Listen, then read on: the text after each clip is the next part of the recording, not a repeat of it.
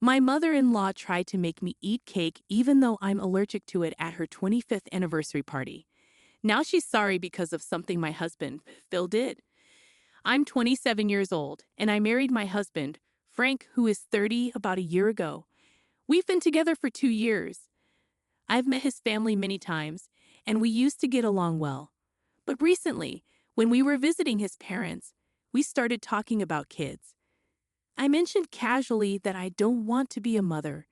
My husband and I have talked about this before, and we both agree that we don't want children. My mother-in-law, Sharon, who is 52 years old, started talking about having kids during dinner that day. When my husband and I said we didn't want kids ever, she tried to change our minds, especially mine. She kept trying for a couple of days until I told her we weren't interested, and neither was my husband. After that, I didn't want to talk about it anymore. I told her clearly, but she didn't seem to like it. She started acting cold and strange towards me whenever I was around. My father-in-law, Ben, who is 53, didn't seem bothered, which made me feel relieved. I talked to Frank about Sharon's behavior, and he said she was just upset and would probably get over it because it's not her decision whether we have kids or not. It made me feel better to discuss it with Frank. Since we still had to visit his parents because Ben wasn't doing well, I decided not to make a big deal out of it. I tried to be polite and friendly with Sharon, even though she wasn't treating me the same way. A few days ago, we went to the 25th wedding anniversary party, which was hosted by Frank's older brother, who is a surgeon. It was a fancy party with lots of guests, including my parents. We were all having fun at the party, even though Sharon was ignoring me. I wasn't too bothered and continued enjoying myself with my husband and parents. Then it was time to cut the cake. I knew I couldn't eat it because it was chocolate peanut butter, and I'm severely allergic to nuts. It was a nutty cake, which seemed fitting for Sharon's personality. She cut the cake with Ben, and we all applauded. It was a nice moment. Everyone got a slice, but I didn't take any because of my allergies. Nobody questioned it because they knew about my allergy. I didn't mind missing out on the cake, but Sharon made a big deal out of it. She came over and asked if I was okay. She even offered me a bite of her slice, despite knowing about my allergy. I politely refused, but she kept insisting. I explained again that I couldn't eat it because of my allergy, but she wouldn't listen. She said it wouldn't hurt to have just a tiny bite, but I didn't want to take the risk. After going back and forth for almost a minute, she suddenly said, "Just try a bite," and shoved the cake into my mouth before I could react. I spat it out right away and had to use a tissue from Frank to get rid of any leftovers. It was gross, and I was still sputtering as I rinsed my mouth while Frank scolded his mother. After about 30 seconds, I calmed down enough to talk to Sharon. I told her off, saying what she did was crazy, and I wasn't coming back because something was seriously wrong with her. I reminded her that just because I didn't want kids didn't give her the right to treat me badly. It didn't matter what she thought about me having children. What mattered was my and Frank's decision. Trying to make me have an allergic reaction just because I didn't want kids was totally crazy. I knew her actions were really about control, and I wanted her to know I wasn't afraid of her. She tried to defend herself, saying she didn't realize my allergies were so serious. That was a complete lie, and she knew it. We'd known each other for almost 3 years, and she'd cooked for me many times. She was well aware of my nut allergy, so her claim of not knowing was absurd.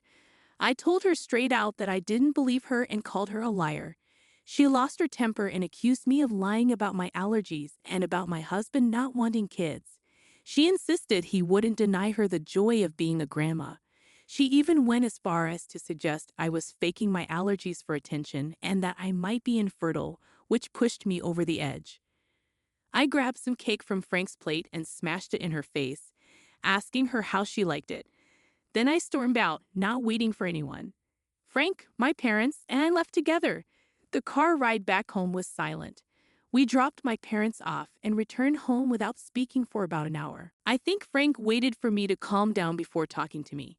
In the evening, he made us some coffee, and we finally sat together in the living room to talk about what happened at the party. I started by saying sorry, even though I knew I wasn't at fault. I felt embarrassed for losing my cool. Frank reassured me that it was okay because he knew I wasn't to blame. He then mentioned that the people who stayed at the party filled him in on what happened after we left. Apparently, Sharon started crying when Frank left with me instead of staying with her. She played the victim, and her family believed her, saying awful things about me and accusing me of trying to separate Frank from her. Surprisingly, Ben, who usually avoids family drama, spoke up this time. He told Sharon that she had no one to blame but herself because she always wanted things her way and couldn't handle it when others didn't agree with her plans. They had a big argument, and everyone felt awkward waiting while they yelled at each other. Sharon blamed Frank for choosing me over her and said he was being unfair, but Ben stood his ground. They kept arguing until Frank's older brother stepped in and stopped them. After that, everyone went home because the day was ruined. One of Frank's cousins recorded the fight, and it was good to see Ben supporting us.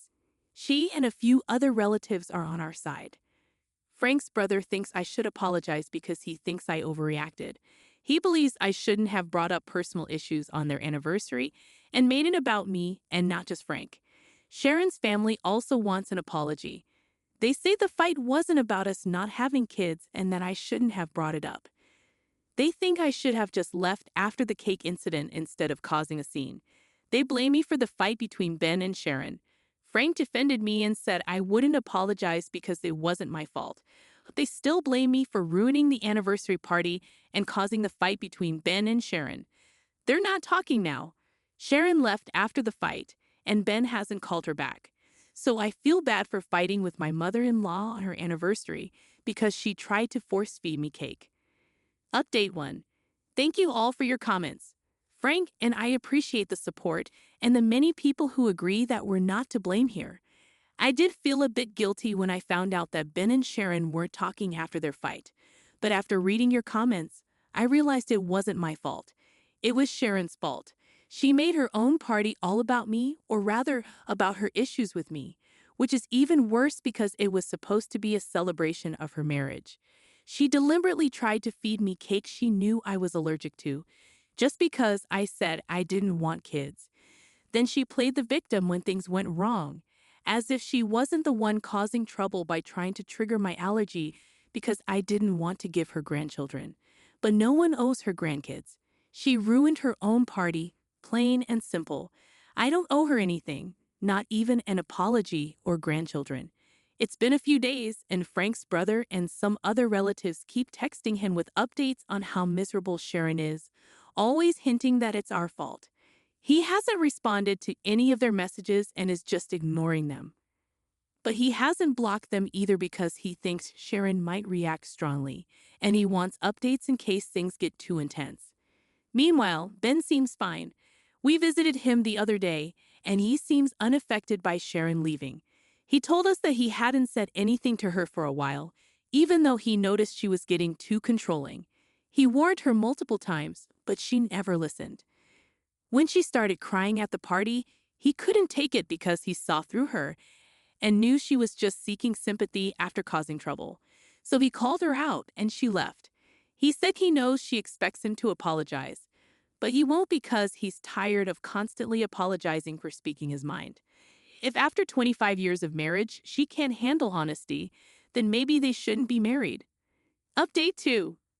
A few things happened since the last update. Firstly, Sharon contacted Frank, demanding to know why he visited Ben but not her. It seems like the neighbors must have seen us and reported it. Frank explained that since the fight was her fault, he thought his father needed him more, as she seemed more interested in sympathy than resolving things. This offended her, and they argued over the phone. Strangely, she started blaming me for turning Frank against her, as if she wasn't already doing that herself. Despite Frank explaining it was his own decision, she insisted it was my fault. She seems to have a vendetta against me just because I don't want kids, which is absurd. I told Frank I didn't want to talk to her anymore, and he agreed. There's no point in reasoning with her. She's beyond that. The second thing that happened was we went to Ben's house yesterday evening, and for the first time, he offered us drinks. Ben doesn't usually drink because of his health, so we were hesitant, but he insisted. It turns out he talked to a lawyer about getting a divorce. It's a big decision after 25 years of marriage, so we asked if he was sure, but he seemed indifferent and not even upset. Frank was surprised by the news and needed time to absorb it, but Ben assured him it was the right choice. He explained he'd been unhappy for a while, and Sharon was becoming unbearable to be around. When we asked how long he'd been thinking about divorce, we expected him to say a month or two, but he shocked us by saying almost 10 years. He explained that when Frank was 20 and about to finish college, he thought it was a good time for Frank to join his brother in a new business venture. They had discussed it for a while, but Ben couldn't commit due to his family and financial responsibilities. However, after Frank graduated, he was ready to quit his job and start the business. But Sharon thought it was a bad idea and convinced him to back down. She argued that the business might not succeed, and Frank needed a stable job first before taking such a risk. We were really saddened to hear Ben speak like that, so Frank and I decided to talk some sense into him. We kept urging him to reconsider joining his brother in a business venture, emphasizing that it's never too late to pursue one's dreams. It may have sounded cheesy, but eventually, we convinced him to at least reach out to his brother and discuss the opportunity. As for the divorce, we're fully supportive of him. Sharon can't continue to control everyone's lives and expect no consequences. Her treatment of Ben was unfair, and her recent behavior towards us was also unacceptable. She needs to understand that she can't bully people into doing what she wants. It now makes sense why Ben was so upset when she tried to embarrass us at the party just because we didn't obey her demands. Despite everything, she still tries to portray herself as the victim. I no longer pity her because she's shown she doesn't deserve sympathy. Anyone who supports her delusions is either foolish or seeking drama, and that's all there is to it. Update 3. Today, Ben and his lawyer filed the divorce petition, and Frank was there to support them. He said Ben felt a huge sense of relief, and they went out for drinks to celebrate afterward. I couldn't join them because of work, but I'm glad to hear Ben is finally prioritizing his own happiness. At his age, he deserves to live life on his terms, without constantly worrying about his wife's opinion or his son's feelings. This is one of the reasons I didn't want kids. I don't think I could be selfless enough to always put someone else first, and neither does Frank. Then there are people like Sharon, who are selfish yet choose to have children to control them and prioritize themselves. It's been a few days, and we haven't heard from her yet, so maybe she's taking a break from her victim act, or perhaps she's planning a dramatic comeback, knowing her.